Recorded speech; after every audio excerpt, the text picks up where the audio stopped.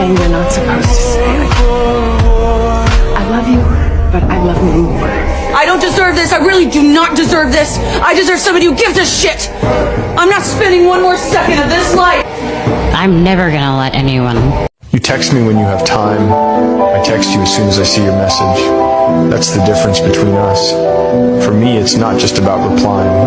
It's about showing that I care, that you matter enough to make you a priority. But for you, I'm just another task on your list, something to get to when it's convenient. I've realized that love, effort, and attention can't be forced. They have to come naturally. And if I'm constantly the one who cares more, who tries harder, then maybe I need to step back. Maybe it's time to stop chasing someone who only makes time for me when it fits their schedule. Love isn't about convenience. It's about consistency. It's about showing up, even when it's not easy.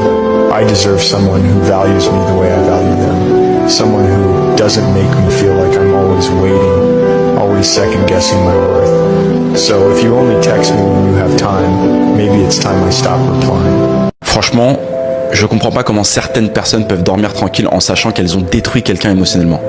Il y en a beaucoup, hein, mais je comprends pas. Tu laisses des cicatrices sur le cœur de quelqu'un, et toi, tu continues à vivre comme si de rien n'était. La vérité, c'est que ces gens-là, c'est pas qu'ils ne ressentent rien, c'est simplement qu'ils fuient.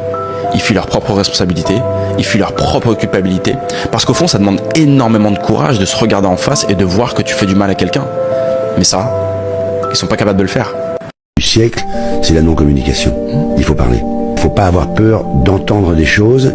Il faut essayer de communiquer, de s'intéresser, de regarder. Il y avait le film sur la femme à qui il ment depuis 20 ans et qui s'en aperçoit pas. Faut-il ne pas aimer quelqu'un? Faut-il ne pas le regarder et pas s'intéresser à sa vie pour ne pas s'apercevoir qu'il vous trompe depuis 20 ans? C'est pas que le trompeur qui est fautif, évidemment qu'il est fautif.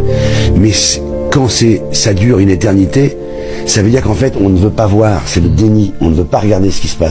La vraie question, c'est pas est-ce qu'il va ou est-ce qu'elle va me tromper, est-ce qu'il va me trahir, est-ce qu'elle va me faire du mal. La vraie question, c'est si ça arrive, parce que ça peut arriver, oui. Est-ce que moi j'ai ce qu'il faut pour me lever et partir? Est-ce que moi je pourrais me dire ok, le respect n'est plus servi, merci, au revoir. Ouais. Demande-toi toujours, est-ce que pour le faire, ça va me demander d'aller à l'encontre de mes valeurs et de mes principes? Non? Il va falloir que tu aies défini tes valeurs, tes principes. Oui. Parce qu'on fait tous des concessions pour les gens qu'on n'aime pas. Oui, ouais. Donc quels sont mes besoins? Quelles sont mes attentes? Quelles sont mes limites?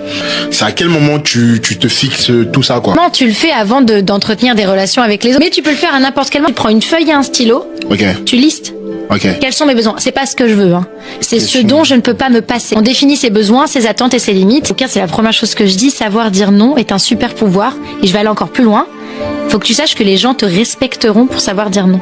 Et savoir dire non, c'est un super pouvoir parce que si tu ne fixes pas de limites, tu vas vivre aux dépens des limites des autres. En fait, ce qui va se passer, c'est que si tu fixes pas de limite avec les gens et que tu habitues les gens d'être toujours là. Ouais. Le jour où tu changes parce que tu es fatigué, je prends juste soin, ça passera comme un défaut parce que tu ne les as pas habitués à fixer des limites.